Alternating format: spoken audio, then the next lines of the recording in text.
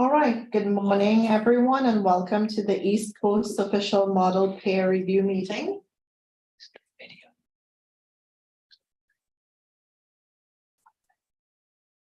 This is the third peer review meeting that we are conducting today. My name is Alicia Muglo, and I am with the South Florida Water Management District. I'm a lead hydrogeologist in the Water Supply Bureau, and I will be facilitating today's meeting. Just a quick reintroduction to our panelists. We have Dr. Wishing Gao serving as our panel chair, who is a groundwater modeling specialist and hydrogeologist with Groundwater Tech, Inc. Also on the panel, we have Dr. Michael Sukop, who is a professor of Earth and Environment for the Southeast Environmental Research Center at Florida International University. Unfortunately, our third panelist, Dr. Wendy Graham, has stepped down and is no longer able to serve on the panel. But we will continue to move forward with only Dr. Gao, and Dr. Sukop for the remainder of the peer review process. So once again, here are the district staff members that are part of our ECSM modeling team. We do have one new team member, Jason Patterson, joining us. He is our new principal modeler. Unfortunately, earlier this year, we lost one of our team members, Jeff Giddings, who passed away in February. And I just wanted to take a moment to publicly acknowledge and recognize all of Jeff's contributions, not only to this ECM model and team, but to the district and the groundwater modeling industry. Thank you, Jeff. So today's meeting will focus primarily on where the team is at with model calibration. And we'll be going over and giving updates on water level, wetland monitoring, water quality, and structure flow calibration. Following those updates, we will open it up to the panel for discussion. However, panelists, as in previous meetings, feel free to stop us during the presentation to provide any comments, feedback, or ask any questions that you may have. But we will still have the formal panel discussion at the end of the presentation. And then following the panel discussion, we will then open it up to the public for public comment. And with that, we will go ahead and get today's meeting started. Anushi Obesekera will be providing the updates on all of the calibration efforts we are currently undergoing right now. Anushi? Thank you, Alicia. Good morning, everyone. I'm Anushi. I'm the section leader of the groundwater modeling unit here at the district. Alicia, if you can go to the next slide, please. So we're going to start with the water level calibration. So just to kind of reorient the panelists with our procedure and what we're kind of doing for the water levels, the proposed calibration procedure. Again, we're calibrating the water levels on a daily basis, and the main parameters that we're going to be tweaking in the calibration process are the aquifer horizontal and vertical hydraulic connectivities, the storativity, variations in recharge and ET rates, and then for any monitoring wells that are located near well fields, we're going to be also tweaking the pumpage distribution by source and well field. Next slide.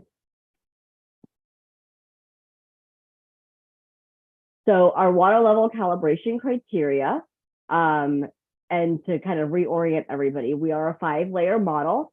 So those primary layers are layers 2, 3, and 4 of the Biscayne aquifer. And so for our water level calibration criteria, we've got a mean error of plus or minus 1 foot. And that's kind of overall for the entire model domain. And then for the mean absolute error, we actually look at each individual well, which you can see on the right-hand side. What we're saying overall for the model, 50% of all of the wells should have a mean absolute error of less than 1 foot, and 80% of all the wells should have a mean absolute error of less than 1.5 feet. And again, on the right, you can kind of see a location of all of the groundwater monitoring wells that we have, and they are color-coded based on the model layer. So everything in blue is from model layer 1. The green, and it is a little bit hard to distinguish, from the screen, but the greens are model layer 2, yellow is layer 3, orange is layer 4, and red is layer 5 within the model domain.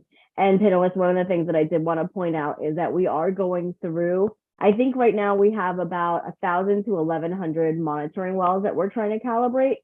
We're going through, and a part of the process is kind of making sure the wells that we're using in the statistics, that they aren't located on a river cell, for example, because then we're artificially controlling the stage in the river package. And so those are the wells that we don't want to include when we're actually when we're looking at the overall model calibration statistics.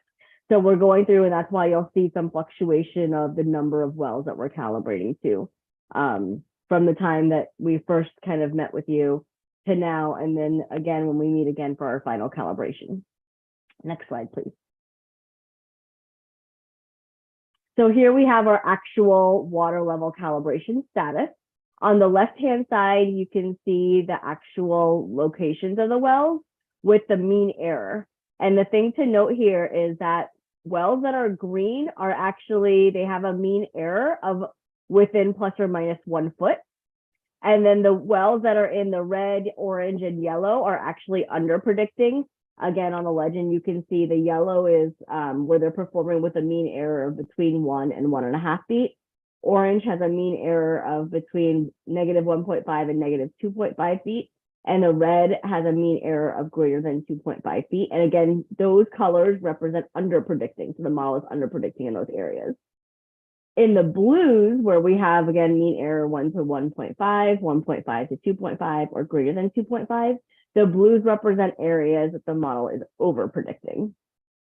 Overall, though, our calibration criteria is to have a model that has plus or minus 1 foot.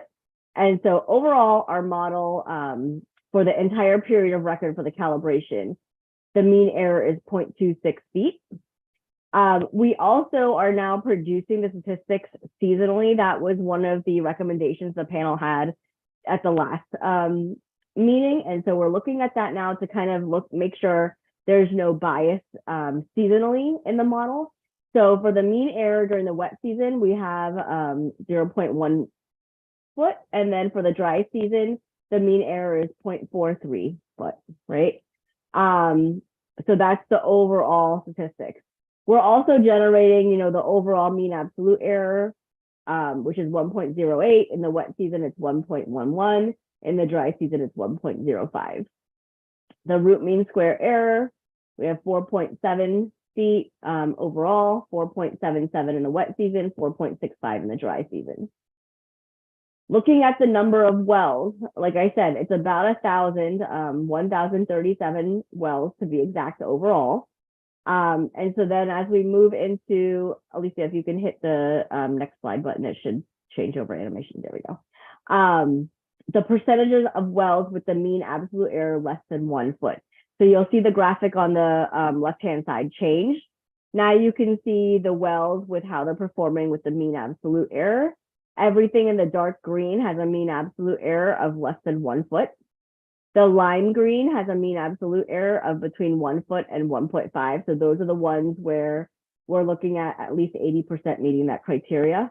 Orange wells have a mean absolute error of 1.5 to 2.5 feet. And then the red wells are the ones that have a mean absolute error of greater than 2.5 feet. So then going back to the table again, looking at the criteria of mean absolute error less than 1 foot, our criteria is to have at least 50% of those wells. We are meeting those that criteria. We've got 65% overall. In the wet season, it's 62%, and in the dry season, it's 67%. Looking at the criteria for a mean absolute error of less than 1.5 feet, wanting that to be greater than 80%. Overall, we're at 81%. In the wet season, we're at 78%, and in the dry season, we're at 83%. So it does look like the wet season has a little bit of more work to do to get that mean absolute error calibrated, but it is very close, and we are very happy with kind of where the water levels are at right now. The other thing that we're producing is the global R squared. Now, the last time we met with the panelists, I think we had kind of said, we'll look at an R squared and use an R squared target of 0.4. And one of the comments that the panel had is, why not make the R squared more of a soft calibration metric that we look at? And instead of actually looking at each well and what the R squared is, this global R squared measurement is a list of all of the observations and all of the simulated data. And we're calculating an R squared globally. So overall, the model has a global R squared value of 0.78. In the wet season, it's 0.77, and in the dry season, it's 0.79. So I really actually like having this wet season and dry season statistic. It gives us a feel for, when is the model performing? Does it have any indication of any bias? It does look like the wet season, at least with the mean absolute error, we could do a little bit more work. But I was really happy to see the R squared, which is like that. It helps capture that the peaks and the lows, that transient calibration. That it is pretty consistent seasonally compared to overall. So we were very happy to see that. Next slide, please. So now we're going to move into the wetlands, the wetland monitoring calibration. Next slide. So the proposed calibration procedure, again, for the wetlands, in addition to any other parameters that we're tweaking for the water level, specifically for wetland areas, we're also going to be calibrating or tweaking the CADLIC values, the extent of wetland areas and features. And what that means is, spatially over time, we'll see that ag fields maybe are turned into wetland areas. We'll have restoration that the counties or other places do, and things like that. So sometimes when we generate a wetland layer or feature for 1985, the current or 2012 version of the wetlands is different. So there's times that we'll have to look at that extent of wetland areas and features and maybe tweak the eye down to the wetlands. And then we'll also be looking at the specific yield of muck. With the specific yield of muck, one of the things that's important with is we found in other models where we'll see almost like a ponding of water in the first few stress periods, and that was due to the specific yield not being high enough. So that's another thing that we'll be looking at as we're going about trying to calibrate the wetlands. And again, the wetland stage will be calibrated daily. Next slide, please. So again, the wetland calibration criteria is the same as the groundwater monitoring wells. The thing to note here is that with the wetland gauges, they are all located in layer 1. And actually, one of the nice things, I don't have a map overlaying the monitoring wells with the wetland gauges, but if you remember off of the monitoring wells, we didn't have a lot of monitoring wells towards the western edge of the model boundary. And so with the wetland gauges, that brings in a lot of that that western extent of the model. So it kind of gives us a better picture of model wide, how are we doing? But again, the criteria is the same, mean error overall plus or minus 1 foot. And then for each individual gauge, looking at the mean absolute error, we want 50% within the mean absolute error less than 1 foot and 80% with a mean absolute error less than 1.5 feet. Next slide. So again, very similar to how we presented the groundwater modeling, the groundwater monitoring well status, the wetland calibration status on the left-hand side, you can see the mean error. Again, anything in the green is within that plus or minus 1 foot with a mean error. Any colors in the yellows and the oranges show that the model is under predicting. Any wells or gauges that you're seeing in the blues, the model is over predicting. And in the wetland gauges, there is a very clear cluster of wells towards the southwest side near Everglades National Park, where we're seeing clustering of wells that are not within that plus or minus 1 foot, and they are all over predicting. So that's definitely something that we're going to be actively working on. At least if you can hit the next button, please, so that the map can change over. Okay, and here you can see, again, very consistent, that southwest side in the park.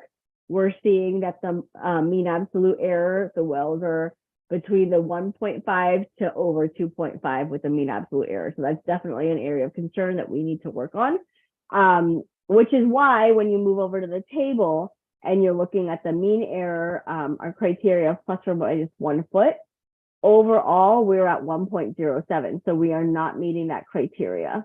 In the wet season, it's 0.92. It meets the criteria, but we still want to get better performance than that. And then in the dry season, it is 1.23. Mean absolute error, 1.32 model wide, 1.23 in the wet season, 1.42 in the dry season. Root mean square error, 4.61 overall, 4.65 in the wet season, 4.56 in the dry season.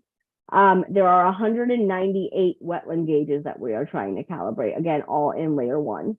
And so when we look at the percentage of gauges with a mean absolute error of less than 1 foot, again, that criteria is 50%, and we see that we are meeting that criteria. We're at 56% with a mean absolute error of less than 1 foot overall. Wet season is 61%, dry season is 52%.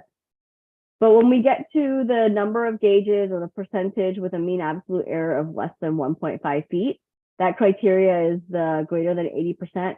We are not meeting that model wide, it's at 76%. Wet season is meeting it 80%, dry season is at 70%. But again, we're hoping to focus in on that area in the southwest of Everglades National Park. And we're hoping that once we get that area calibrated, obviously, hopefully it'll be within the mean absolute error of less than 1 foot. So then all these numbers will kind of go up. And again, the global R squared is not as good as it was for the monitoring wells. We're at model wide 0.58, wet season is 0.57, dry season is 0.59. One of the things to note here is that there does look like there's in the wetlands, we're performing better in the wet season than we are in the dry season. But that's again something, again, like I said, I like that we're producing these statistics now seasonally so that we can see that there is actually a seasonal, I guess it can be called a bias, but we are definitely performing better in the wet season than we are in the dry season. So that's something that we want to also look at and figure out why that's going on. Next slide, please. And then moving on to the water quality. So with the water quality, the proposed calibration procedure, the calibration parameters that we're going to be tweaking are the horizontal and transverse dispersivity values, the boundary conditions, including the tidal variations, and then the source and sink mixing package and the initial water quality array. Those are critical, especially as we try to route water from different areas or account for trapped connate water beneath Everglades agricultural areas, water conservation areas, and Lake Okeechobee. I know last time we did mention, where are we going to get this initial water quality from? And, how are we going to know that we're capturing the connate water that's there? And I think we've been actively trying to look for additional water quality information that's available in that western portion of the model domain, in addition to the areas or testing that the district has done to locate that connate water. So we're still actively working on that. Next slide, please. So with water quality and developing that initial TDS condition, we're trying to focus on stabilizing the initial water quality array. So the way that we've been doing that is we turn off all the stresses in the model, so the well package and things like that, we'll turn all of that off. We have an initial TDS array that we developed based on, the earliest TDS value that we have in time across the model domain. Create a surface, get that initial TDS array. We'll run the model without any stress for the entire period of record from 1985 to 2016. We'll extract the final TDS array from that 11,688 stress period. And then we'll use that as the initial array. So we'll feed it back into the purple box, feed that back into the initial array, run the process over and over again. And we will continue to do that until we have an initial water quality array that's considered stable. We're also going to look into the quantification of that error. I know that was something that we talked about with the panel last time. Looking at, okay, if we tweak the initial water quality array a little bit up or down, how does that impact the statistics, the error that's propagated throughout the model? So we're still actively working on that. Hopefully for this next time that we meet with the panel, we'll have all of that information generated for you to look at. Anushi, I have a question. Sure. When you say turn off all stresses, you still have rainfall and Yes. ET and so Yes. forth. It's just Correct. the pumping. It's the pumping. Okay, thank you. Yeah. Thanks. Yeah, I have also comment on this one. Why you don't just use the first stress period for this test? Because you turn off all stresses, but the boundary conditions have you turn, you cannot change them, right? They still change with time. So Wei-Shing, you're suggesting that we maybe use the first stress period of stresses? Yeah, I was thinking, most time when we do this thing, try to we call it warm up period, try to establish, stabilize the initial TDS. We just use a first stress period that we one set of boundary condition to do it. In your case, you turn off all stresses, I say, but the boundary conditions, they are working associated with the stresses. How do you turn off them, the boundary condition? You follow me? Yeah, sorry, I was writing down notes. Yeah, and that we haven't actually looked at that. So with if we're using the first stress period, would you use that same, let's say the pumpage from January 1st, 1985? Right. Would you use that for the entire period of record, or would you just pump that one stress period and then turn it off? Just, typically we just, put a very long stretch period of time for the first one. Just use first one to do this work. Okay. You run like 1,000 years, maybe 5,000 years. Right. Yeah. So because in your case you have over 11,000 stretch periods. Stretch periods should be established based on your boundary, your initial stresses, right? Yeah. And you turn off the stresses, but you cannot turn off the boundary condition. Right. So your in that case, your TDS is getting hard time to establish because the boundary condition they change with time. Okay, I see what you're saying.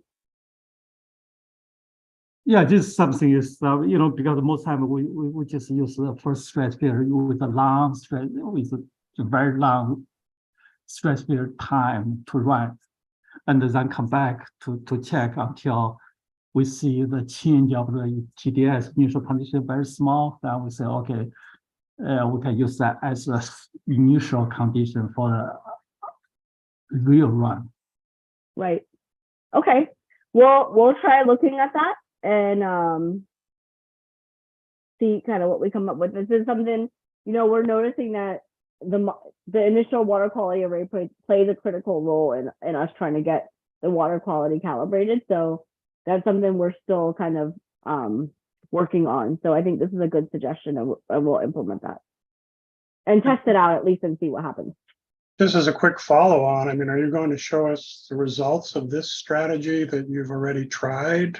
And Yeah. how they're going? So yeah, so what we're going to do next is kind of show you, okay, this is what we've done so far, and here's where we are with the kind of water quality calibration. But what you're going to see is our water quality still needs work.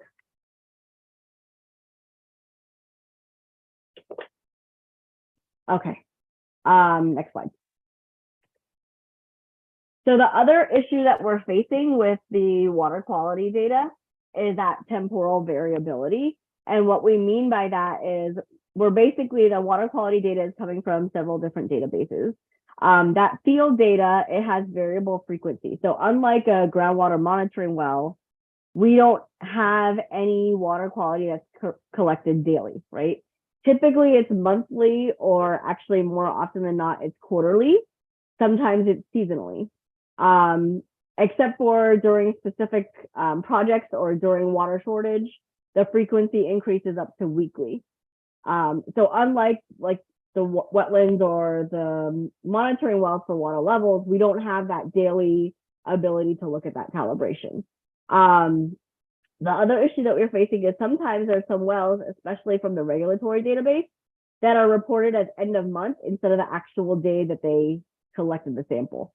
So we really have no idea when in, for example, July of 2005, that sample was collected. It's just listed as July 31st, 2005. Not to mention the fact that one of the things we talked about in the first peer review meeting was that TDS conversion. We oftentimes had to convert historical chlorides or specific conductance data into a TDS. Sometimes it was a direct conversion, sometimes it went through 2 or 3 iterations of conversion, which introduced additional error. And of course, we have like that margin of error. That's why we have those calibration target bins. So what we kind of did was we looked at all the data that we had pulled. And what we found is that about 13% of the time, for amongst the wells, there was more than one historical value per month. So we looked at that 13% of the time that occurs.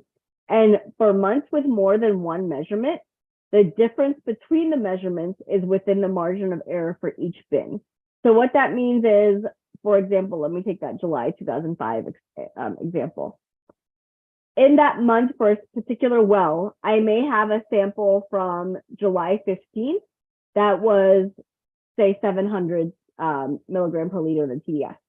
And then maybe I have a measurement on July 25th, which is never greater than plus or minus 375, which is that calibration target bin that we have.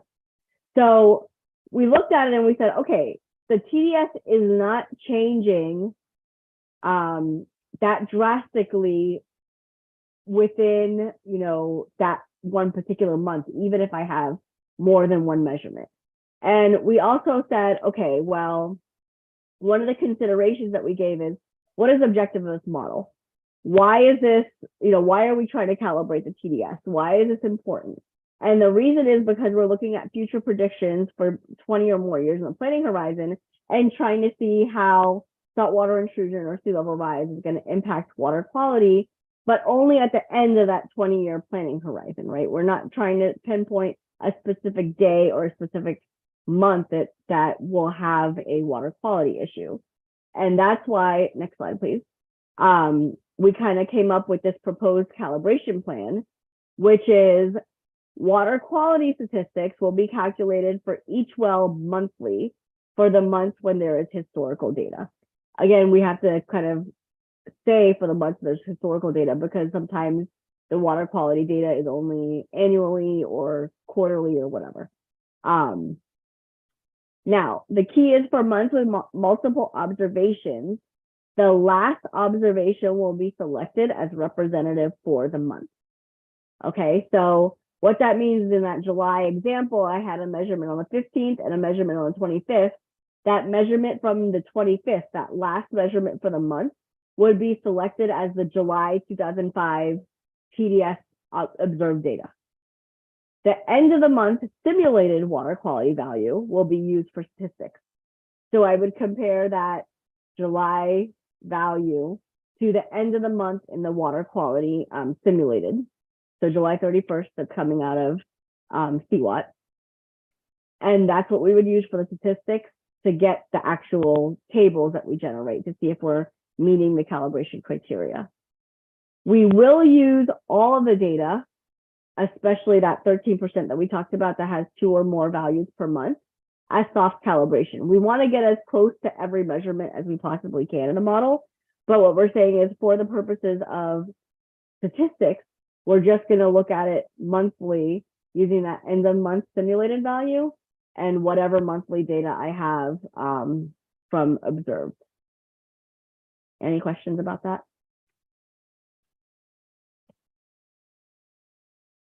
Okay, moving on.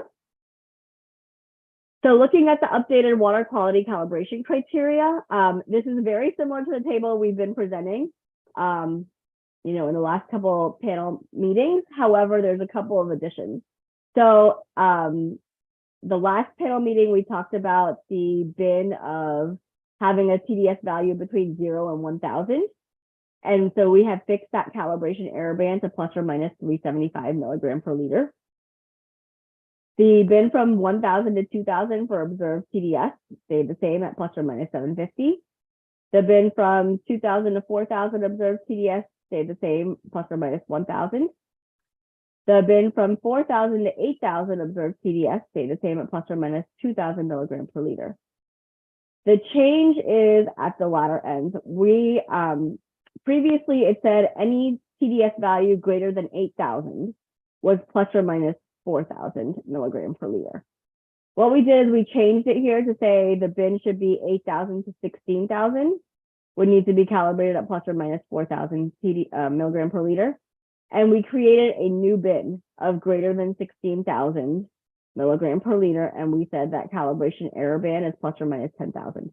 You'll notice that plus or minus 10,000 is a big jump. We went, pretty consistently 1,000, 2,000, 4,000. We jumped to 10,000. And the reason that is because a lot of the times when we have this data of greater than 16,000, we're looking at wells that have water quality of 30,000, 35,000, 36,000.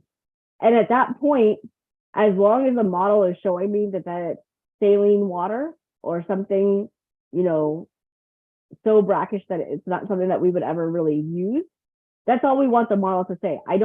We don't really need to pay attention to how saline does it get. Is it exactly predicting the 36,000 or, before it was a plus or minus 4,000. So instead of 36,000, is it 32,000? We don't care so much about that really saline water. And so that's kind of why we came up with this new calibration bin and kind of capped the other one from 8,000 to 16,000. And again, just to kind of refresh the panelists on the calibration target, what we're saying is that we're looking at each individual monitoring well, we're looking at each observed data point, and we're figuring out where that observed data falls in the bins and what the calibration error band should be for each observation. And then at the end, we'll say 80% of the water quality monitoring wells will simulate total dissolved solids concentrations within its individual calibration error band. So 80% of the time for each well, they need to meet those individual calibration error band targets. Next slide, please. So then we're moving over to the soft calibration, which is looking at the performance of each observation falling in each bin. So what we did here was we said, okay, on the left-hand side, you can see all of the water quality monitoring wells. And instead of looking at it for soft calibration on a well-by-well basis, we're saying, let's put all of the observations together that fall between 0 and 1,000 milligram per liter. And let's look at how many times does the simulated data fall between that plus or minus 375. And we do that for each individual bin. So we do from 0 to 1,000 observations, any observations that fall between 1,000 and 2,000 milligram per liter, 2,000 to 4,000 milligram per liter, 4,000 to 8,000 milligram per liter, and then 8,000 to 16,000 milligram per liter. Again, we're not too concerned about the greater than 16,000. So for the soft calibration, we're actually not typically looking at that. Next slide, please. So when we look at the overall calibration status of the water quality, and like I said, we're seeing that we need some work. On the left-hand side, you can see the wells that are marked in green are the wells that are meeting that calibration error band individually 80% of the time, or 80 to 100% of the time. So that's what the green represents. Yellow is meeting the target between 60% and 80% of the time. Orange is 40% to 60%. There's a light pink kind of color, which is 15% to 40%. But the red that you're seeing, especially Miami-Dade's coastal region, that is showing it's basically not very well calibrated. It's 0 to 15% of the time. So what we're seeing is that's probably an initial water quality issue that we need to kind of get that initial water quality stabilized. And so that's why, I think we definitely will try some of those suggestions that the panelists had to see if that'll help us get this water quality calibrated. So again, the criteria is that 80% target for the wells, that we want to meet at least 80% of our wells having that, and we're only at 61%. There is a total of 919 wells that we're trying to calibrate.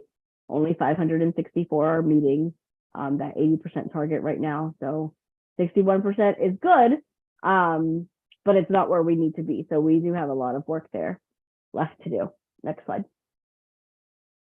And then when we're looking at that soft calibration status, actually, interestingly enough, when we initially started ECSM, this bin of 0 to 1,000 is the one we had the most concern, because we had never, as a district, we had never tried to look at water quality calibration of the superficial aquifer. And so we had always kind of looked at the Floridan aquifer, where we had higher CDS values. And so we were, we weren't really sure how the model was going to perform. But interestingly enough, that's the bin where we're doing the best. For the 0 to 1,000 observations, our calibration error band is plus or minus 375. So there's 89,762 observed data points within that bin, and our there's 65,510 simulated data points that are within that plus or minus 375 calibration error band, which is 73%. So 73% of the time we are meeting that plus or minus 375. Yes, question. What's the number of the residuals? Can you explain? The number of the residuals, I don't, that wording probably needs to be changed. Wishing that. What that means is those are the times the simulated data meets that calibration error band. So I have 89,762 observed historical water quality points that fall between the 0 and 1,000 total dissolved solid, right? Every time I have an observed data point that falls between 0 and 1,000 milligram per liter, my error band is plus or minus 375. What I'm saying here is that 65,510 times, I see. It falls with that plus or minus 375. Okay. Those are number of the good well. You can see that. Yeah. That's good. So it's 73% of the time. Where we're actually, needing to work on is the other bins, where you'll see, 1,000 to 2,000 milligram per liter, we're only meeting it 48% of the time. 2,000 to 4,000, 32% of the time. 4,000 to 8,000, 20% of the time. So I think we need to kind of see if we can work on some of that, the higher TDS values. But one of the things also to note is that when we look at the hydrograph, which unfortunately I don't have one here on the slide, we'll see a noticeable lag, right? So the model will capture the increasing trend in TDS, but it won't capture it on the same month that historically it occurred. And so what happens is when you're looking at this particular way of looking at the statistics, it almost penalizes you for not capturing that increase in TDS right on the day that it happens. So, kind of keeping the objective of the model in mind, it's, I think, more important for us to make sure we're seeing the increase in TDS and seeing that the front can be simulated. The movement of the front, whether it's kind of moving inland or moving, in some cases in Palm Beach County, especially, we've seen the front reseed. We need to make sure the model can capture those changes, as opposed to, are we capturing it on that specific day? So, we're trying to, as we move in with this water quality calibration, we're trying to kind of keep the overall model objective in mind, which is why we're saying this is more of a soft calibration status. We want to get it as good as we can, but we don't want to say, hey, it has to meet this 100% of the time or something like that, because with the objective of the model, that's not something that we need the model to actually do. It'd be great if it can, but it's not going to be one of the purposes the model is used for. Next slide, please. So that's kind of the water quality, and then we're going to move into the structure flows, which is also a little bit different from kind of what we had presented to the panel before. So with the updated structure flow calibration, the last time we met with the panel, I think there was about 120 structures that we were going to try to calibrate. So instead, we are now kind of focusing on specific areas, and we're focusing more on the groundwater surface water interaction and looking at basins and structures. So what we did with the 128 locations is we selected the basins of the structures located along major canals, which route large volumes of water to the coast, or are in areas most vulnerable to saltwater intrusion. Again, keeping with the objectives of the model. What is this model going to be used for? What kind of planning scenarios are we going to be looking at? And most of that is dealing with the coastal areas where we have utilities and where we have saltwater intrusion being an issue, sea level rise, things like that. So on the right-hand side here, you can see the selected structures that have now kind of made the cutoff list. From the 128, I think we're down to 23 or something like that. And so we've selected these again based on the areas that we're most interested in based on the objectives of the model. And so the way that we're planning on calibrating each of these areas is using more of a water budget approach. And so we're using the equation where we have historical information of the outflows and the inflows, and then we're actually going to be calibrating more of the runoff and canal leakage. So this assumes more of a negligible change in storage. Next slide, please. So I kind of wanted to walk through some statistics and then the example. So the statistics that we're actually using are the same. So we're still looking at the R-squared value greater than 0.4, Nash Sutcliffe greater than 0.4, and then a deviation of volume of plus or minus 15%, right? So those statistics have stayed the same since the last couple times we shared them with the panel. Next slide, please. But what we're doing is we're kind of looking at an approach of comparing the outflows and the inflows and figuring out what's going on in a basin. So here's an example. It's a C7 basin in Miami-Dade County. The water budget equation again is the outflow minus the inflow equals runoff plus the canal leakage. And so from this basin, you can see that the outflow is here at S27, which is one of the structures that we identified that we wanted to calibrate. And the inflow is coming in from G72. So we'll have historical data from S27, and then we'll have historical data from G72. We'll subtract the two of those, and we'll know that that's from runoff and canal leakage itself. So what we're going to do, the approach that we're looking at is focusing on calibrating the canal leakage first. And the way we're doing that is we're saying, okay, I've got two knowns and two unknowns for my variables. And I kind of wanted it to be just one unknown. And by focusing on the canal leakage, we want to select the days where the runoff would be 0, right? And we're saying that's going to happen on the days where the weekly cumulative rainfall is 0. That means for the last 5 to 7 days, it hasn't rained at all. And I'm assuming that there's no basin runoff because of that. So when there's no basin runoff, the S27 flow minus the G72 flow would just be that canal leakage, that surface water groundwater interaction.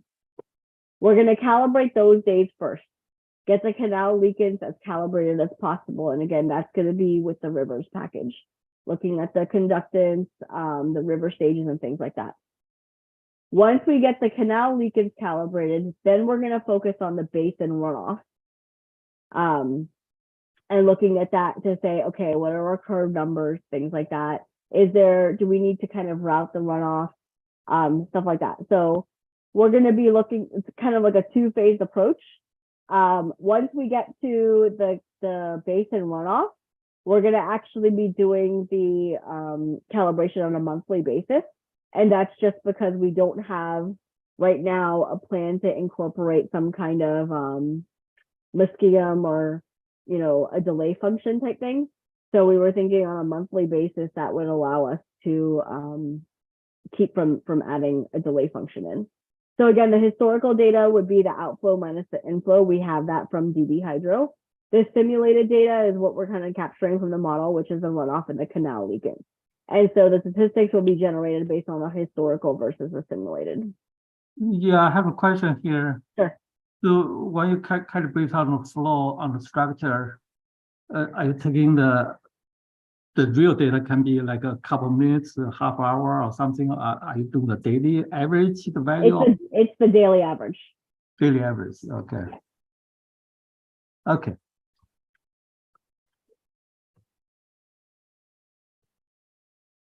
Okay, next slide, please. So that's kind of where we are with each individual kind of component of the calibration.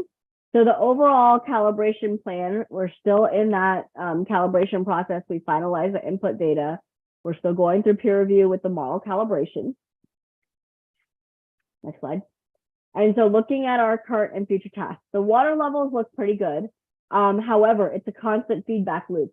As we calibrate the wetlands or as we calibrate the structure flows or the water quality, we still have to check on the water levels to make sure we didn't calibrate, the wetlands and lose something in the water levels.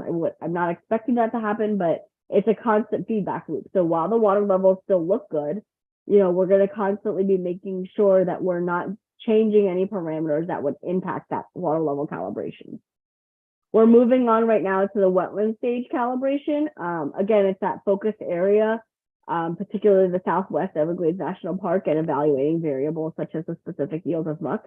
We have a lot of room to kind of play in. I think right now the specific yield is set to 0.6, but we're gonna fire off some test runs and kind of see what that specific yield, especially getting it closer to 1, how the wetland stages look.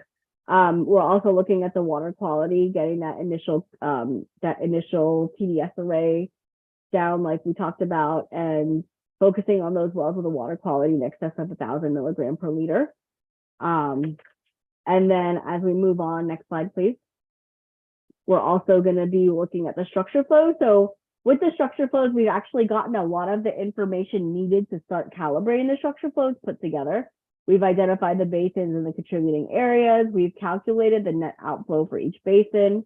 We've identified the river cells to get that water budget going, and all the cells for the runoff from the ET recharge program. The part that's left, again, is adjusting the river and drain conductance, the stages, the curve numbers, and things like that to calibrate the canal leakage from the basin runoff. So that's probably going to be the final step of the calibration, and then we'll just come back and finalize everything all together. And that's kind of it. Any questions? Yeah, I do have some questions. Sure. Looks like, first of all, it seems like you are making a great progress already. Yeah. And number one concern, my question is regarding the area south of Homestead in the Key West area. I mean the Keys area. I didn't see any from there. What level, water quality data structure, anything from that portion. And is that a big concern in the future when you use the model, or you just somehow to get the data from there, or there's no data at all? And so that's my concern. So if we build a model to that extent, I remember we discussed that in the first technical memo. And if we don't have any data, and those, how do we justify when in the future we use the model? Okay, that's. Yeah, I understand, and I think we did look for data in the Keys and Monroe County, but I can't say for certain, but I want to say a lot of it fell outside of the depth of our model. But I will double check and make sure. I think we have some. Alicia, can you go to the slide with the wetlands gauges?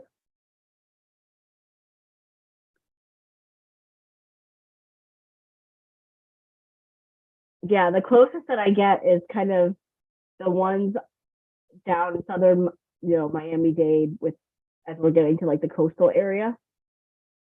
Yeah, I think some work has to be done, because while working for city of Marathon last year. I know some data over there, and Okay. I'm not 100% sure on the date and is that following the model range.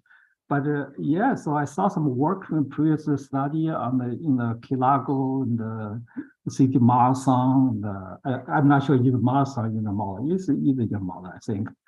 Yeah, just want to get something. Yeah, you can support your expansion amount to that far. You have some quality control on the of the model. I hope so. Yeah. Sounds good. And we'll look for that. Okay. Number two, the second question, you put a lot of calibration regarding number of wells for into the range of the like a head difference or the residual, the absolute mean. Then you count by the wells, and is that my understanding? Each well may have hundreds data, right? Yes. So are you counting wells, or how are you counting number of data points? For like the monitoring wells like this. So Yes. here, I'll what go we're to doing. Page 9. Yeah, if you don't mind, go back to the page 9. Page 9. Okay.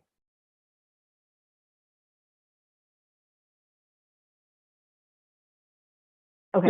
Yeah, so here, there's the number of the wells. the number of wells. Yeah. One So we didn't actually count. We do have the number of observations. We just didn't list it on this table. The global R squared is based on the number of observations.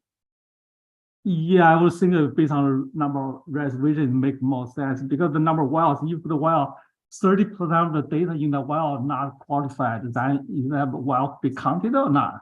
So, okay. are you with me on that? Yeah. So, wishing in the future, would you want to see? How would you want to see this? Like you would, because of statistics, the criteria that we. No, I mean, if you want to define by the number of wells, I think the first you have to provide a definition what condition the well to be counted. Okay. Because each well could have a couple hundred data points, right? So. Right. And also, I would suggest you have the figure to show that typically we use it as a 45 degrees plot. Mm-hmm. And then we can see is the over estimate and estimate. You see the kind of a bias of the calibration. Also can see the distribution of the error, like a standard deviation. I mean, right. Yeah, so I will see those 45 degrees plots compared the measured water levels against calculated water level. I mean, I with that every time can show that, right? So you can just grab them, present that. So we can have a kind of a straight, direct visualization of the results. Sure, we can produce that. Okay.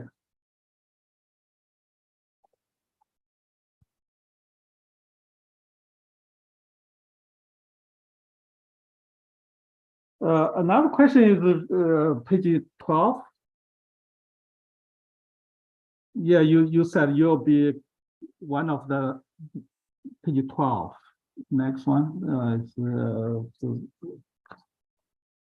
13. Can I go one before? 12. This what's the number of this one? Okay, print out page 12 is yeah. So you mentioned that when you calibrate the wetland, you have one special parameter for the wetland calibration is the statistical yield of the mark. Yeah. How do you do it? You have the data to show that, or you have the distribution of the mark? So in the model, we have a specific yield of muck array. And so right now it's 0.6 is what it is in the model. However, we were doing some research on it, and depending on the amount of vegetation and things like that, the specific yield can go up to or close to 1. So I do have some room to kind of play with from where it is right now. And and I've looked at kind of previous models and what we've had. I've seen areas where the specific yield has been anything from 0.4 to 0.95.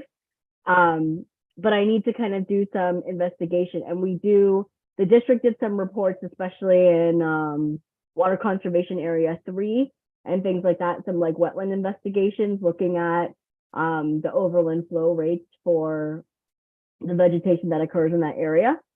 So I was going to kind of review some of those reports and then figure out if the specific yield of muck that we have in this area is too low, and kind of see what it needs to be. Okay, so are you taking those calibration of the mark as a soft target, or you have a? I don't think we have. Not necessarily. No, I think what we were going to do is we're seeing a very similar trend in a lot of these wells when I look at the hydrograph, and what we see is that the initial water quality array that we're using in the model looks good, but within the wetlands we see this huge like jump up in the water level in the simulated data that we don't see in the observed data. And just from previous experience with other models that I've worked on, the last time I saw that happen, it was because our specific yield was set too low for the vegetation type that was in that wetland area. So that's why I think, we'll see the actual criteria that we have here with the mean absolute error and the mean error get better. I see. So I don't need to make a different criteria for that. Yeah, okay, I got it. Also, I have a question regarding how do you calibrate the extent of the wetland area? So you are compared the actual wetland from the GIS you can measure and compared to what your model predicts. So yeah, so those are not. Alicia, can you go back to slide 11? So yeah. These are more like the parameters, kind Okay. of like how we would tweak the hydraulic connectivity, right? For when we're doing the water levels. So for the wetlands, the specific variables that I would tweak, for example, are like the Cadlic values, the specific yield, things like that. Those are the parameters that we know the wetlands are sensitive to.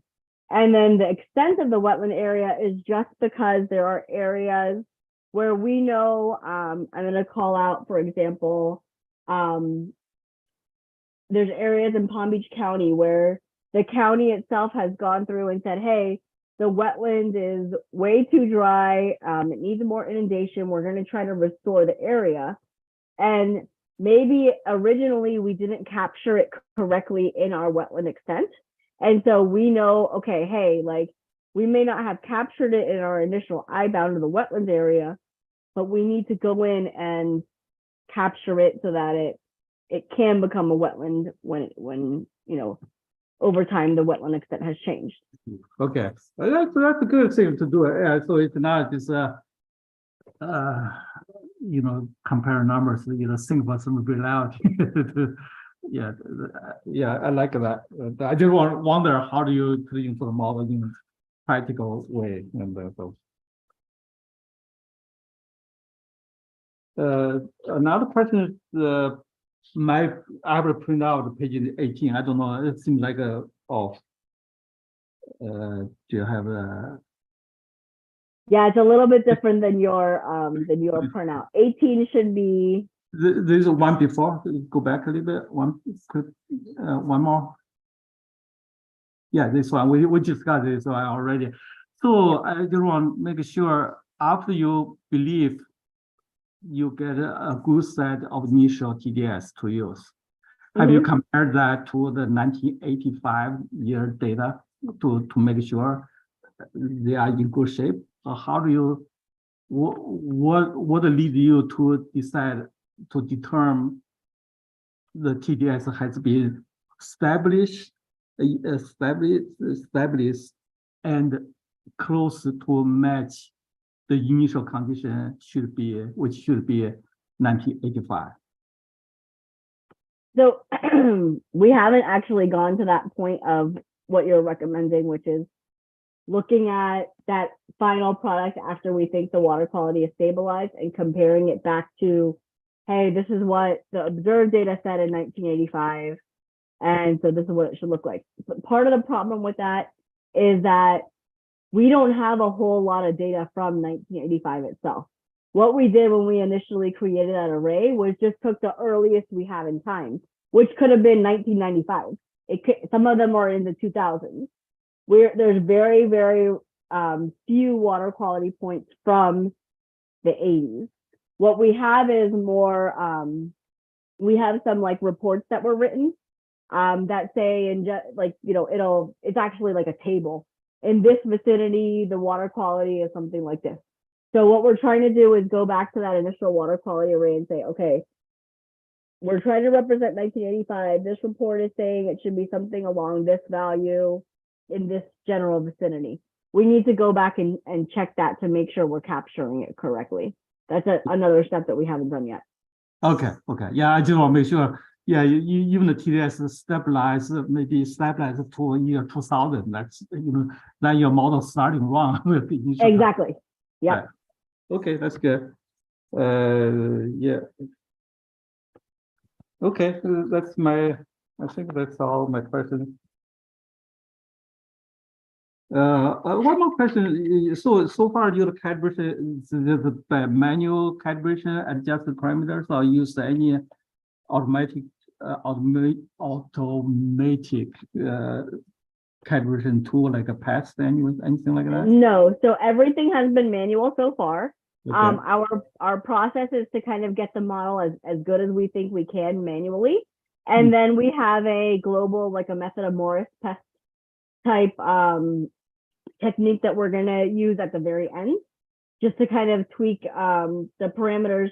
One of the main problems that we see is that with that and the size of the model and the spacing, the space available to run it and the time available, we typically use that method of Morris only for like the rivers, the drains, ET recharge, things like that. So we wanted to really focus in on those specialized packages the district has, like the wetlands and things like that, where we could try to get the model as best calibrated as we can manually. I see. Yeah, I feel you are doing the manual calibration. I just want to make sure just to see it. Yeah, I think we discussed that in the first technical memo on that, so, okay. Yeah. All right, so that's all my questions. Thanks. Great, thank you. I have a couple of things too. Overall, I think you guys are making nice progress. Could we go back to, I think, slide 9?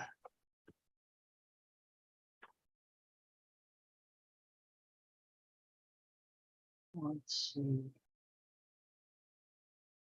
Oh yeah, I was just thinking here, you could display a little more data on this. I was thinking if you showed them by model layer, by just having a different symbol on top of the colors, then we could maybe see if there's anything contained there too, if maybe it's the deeper ones that are off more and so forth. So that's just one concept here. Yes, and we do have that built in for when we present the final calibration. We have things broken out by county, by layer. Like, we're trying to parse it out as many possible ways as you can to make sure there's no bias kind of in the model anywhere. Yep. I guess if they were different symbols, we could kind of tell at a glance which ones they're from. Probably most are still going to be the upper. And you have a map that shows that. You've already showed it previously. I don't remember what slide it was. Okay, so then I think slide 13 with this overprediction in Southwest Dade. I don't know if, I guess there's pumping going on in some of those areas too now to hold the water levels down by the district. And I don't know exactly where the 8.5 square mile area would fall on this. But does that have any relevance possibly, or? Yeah, we do want to make sure that if there's anything like that, I know there's that there's like that curtain wall going in. We want to make sure that's actually one of the things that's on our list is when did they start construction of some of those features, and then could that possibly impact some of this calibration? So we do need to look at that as well. And then it's pretty close to the boundary conditions, and I guess offhand I don't remember what it is there just to the west. Yeah, so we do have GHBs on that side, but we did actually take a look. That was the first thought that we had, was it's so close to the boundary. Could this be something with like a GHB or something like that? But when we looked at them, it didn't seem to be a result of having a GHB. But one of the things that's still outstanding for us to look at is to see how much water is coming in from those boundaries. Mhm. You know, things like that. So that is a big outstanding item that we need to look at. And the GHB data, the data that were used to create the GHB are like wetland levels, probably. Mm-hmm. Yeah. Okay. Or if there's like monitoring wells out there, anything like that. Yeah. Well, quite interesting, because it really is a sore spot, obviously. So Mm-hmm. it's going to need some work. Okay, let's see here. So on slide 16, I think that's an interesting strategy that you showed, but I don't think you really did show the results of it. Right. And that's because it's still a work in progress. We're trying to go through and figure out what's the best approach. And this was something we wanted to get the panel's kind of input on, is what do you think of this approach? Is there a different approach that you know of, or something? So I like that, you know, Wei Xing suggested don't turn off all the stresses, you know, and things like that. So we're gonna keep working on this. I think this is something we definitely need to continue to work on. Okay. I guess sometimes the proof is in the pudding, you know, and if this Yeah. strategy worked pretty well, then maybe it would be okay. Or perhaps something different is needed, but we'd have to kind of see what it looks like, I guess, and how it fits into the rest of your program. Okay, so then I guess more on water quality, you know, if you show the table of the water quality calibration results, I don't remember what slide it was, sorry. A few down from here. Yeah, probably good enough, but I guess what I was thinking is, especially the one that shows the poor results in the, and we're talking water quality. Yeah. So keep going. Southeast. Keep going forward. Yeah. Yeah. It should be coming up here and going one more or two more. Sorry. Yeah, here. Yeah, right here, because now all the reds are down here, where very few of these really calibrated within the ranges. Mm-hmm. And I was thinking, you know, the change of the TDS with time can be quite rapid sometimes in some of these wells. And I was wondering if that may really contribute, because basically we're kind of lumping all this stuff across time. If I understand the strategy correctly here, you know, we're not looking specifically at the, if we want to call it the hydrographs of the concentration with time, but we're looking at all the results just lumped together over time. And so I was wondering if somehow we're missing those rapid changes, and that might be the problem. I think you touched on this a little when you were explaining some of this, but like the timing of the thing might be off, basically. Mm-hmm. And there are other, you know, it's interesting using TDS. It's kind of different from looking at strictly chloride, because then you might be measuring this kind of hardness halo maybe that's coming in too, you know, where when the sodium rich seawater gets in there, can loosen up all the other absorbed calcium and so forth. Possibly those types of issues might change the way those, if you want to call them breakthrough curves, look, you know. So there's a lot of issues there, I think, and I just don't know. I guess I'm just a little concerned about what seems to be a lumping over all time on these results here. So I don't consider it really a lumping of overall time, because we are looking at each individual band. And I think what will help is hopefully, you know, getting you a spreadsheet of how we're looking at the calibration. The way that it works is every time, so for every month we would have January, February, March, going all the way down for all of the years, the TDS value. And we know based on what bin it falls in, what our calibration band is. And then we check each month, right? And 80% of the time we have to meet that criteria. So if I have, I don't know, 300 monthly observation points, I have to meet 80% of those 300 for that well to be considered calibrated. So if I'm not capturing, I may not capture the significant, like the very quick increase in TDS, but in order to meet that calibration criteria, I definitely have to show that it went from fresh to a higher TDS.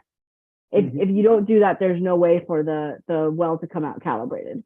So I think it does kind of miss some of that rapid increase in TDS, but overall it should be able to capture, or I think it is capturing, the fact that the well, a well may go from, the lower TDS of, less than 250 or something like that, to more of the 1,000 to 2,000 range. I think that is being captured. It's just, unfortunately not maybe as rapidly as we may see historically. All right, I think that helps me a little bit. Yeah, that makes a little more sense then. And but I was reminded of something from earlier too, just regarding the calibration in general. I mean, the things you're changing are the hydraulic conductivities and the storactivities, but we're not really seeing what those things look like to know if they're still kind of reasonable and so forth. And I'm sure that will be part of your final products, Yeah. It's something I'm always interested in seeing. And similarly with hydrographs, or if you want to call it that for the chemistry too, just seeing those things can be quite helpful, I think. Yeah. So I was going to say our package for the final calibration is going to be all of that, every array of, the model parameters, the hydrographs for, I don't know, we're looking at 919 water quality arrays, or 919 water quality wells, plus the 1,200 water level stations. So you're going to get hydrographs, basically over 2,000 hydrographs with the final calibration. So we will be putting all of that together for you. Okay. And then the last thing, I mean, I like the approach you're taking on these structure flows. I think it's going to be pretty interesting to try to look at those no runoff periods, and we'll see how it comes out. It's fascinating. So I think that's all I have for the moment too.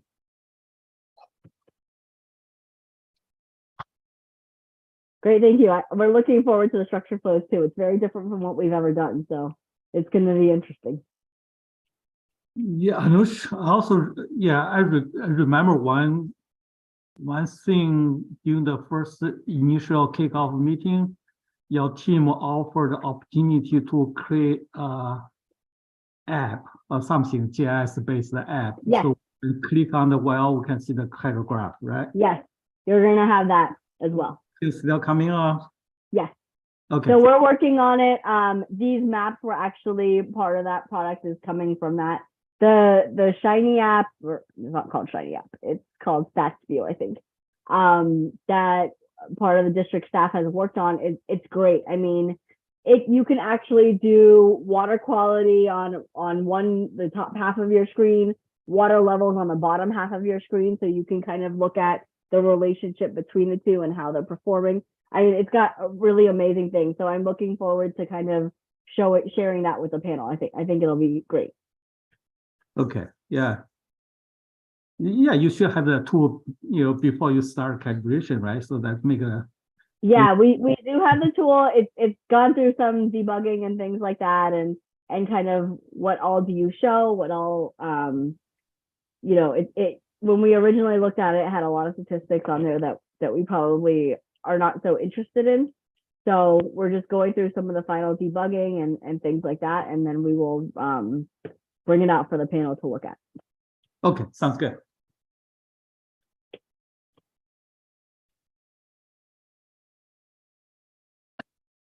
All right, it sounds as though we've wrapped up the panel discussion. Any questions here in the room for the panel? This is Pete Kwiatkowski. I just want to follow up on Dr. Sukop's comment about what's going on in the Southwest Everglades. Just remember that the end of our calibration period is 2012. So anything that's been going on in terms of quote unquote, getting more water south, I'm not sure that was happening, prior to 2012. And if it was, we might be able to see that in some hydrographs, but that could be why. Just to address Dr. Sukop's point, I'm not sure that that period of time would reflect anything about any changes in our operations, like the bridge and Tamiami Trail or anything like that. I think all that stuff was happening post 2012. Thank you. I might add to that a little bit. There is another, what do you want to call it, calibration refinement can be done with the RDF package. So those are redirected drain flows, and that moves water from like the conservation areas and distributes it over the Everglades National Park. The trouble is that it happens immediately. So you move some water from one cell, it could actually end up all the way in the southwest corner of the Everglades National Park, the way the RDFs are distributed now. And one of the things that Jeff and I talked about initially was changing the density of the RDFs to kind of reflect a little bit of the lag and how much time it would take for the water to move from one to another when using the RDF package.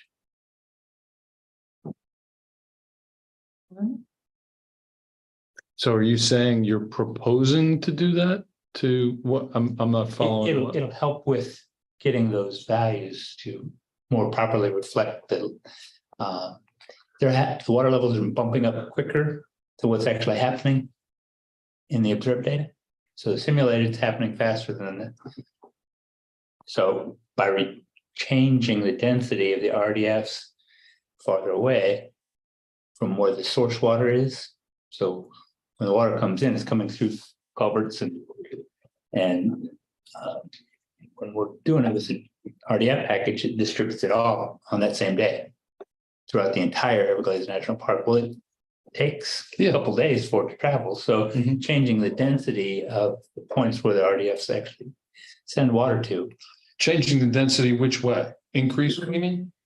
And decreasing it the farther south and west you go. Okay.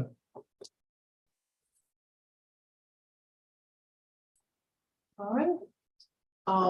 We don't have anything else here in the room, and with that, thank you very much, Anushi, for providing the update, and thank you, panelists, for your feedback. With that, we'll move on to public comment. So if you're participating via Zoom, you can use the raise hand feature if you would like to provide a comment, and then IT will go ahead and unmute you so you can have the opportunity to voice your comments. And if you're participating via phone, use the *9 to raise your hand, and then press *6, unmute your line. So when you're called upon, please state your full name and affiliation prior to providing comments. And in the interest of time and allowing folks to give their comments, we ask that you keep it to about 3 minutes. So with that, I will turn it over to the public to see if anyone has any comments.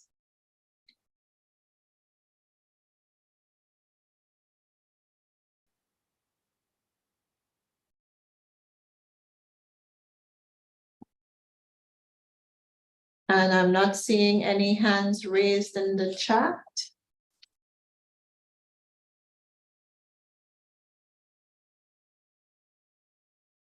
So if we have no comments from the public, this concludes our third peer review meeting for the East Coast official model. I want to thank everyone today for participating, and stay tuned for our next meeting when we're done with calibration, which we would, of course, notify folks again when once we have that scheduled. So thank you and have a good day.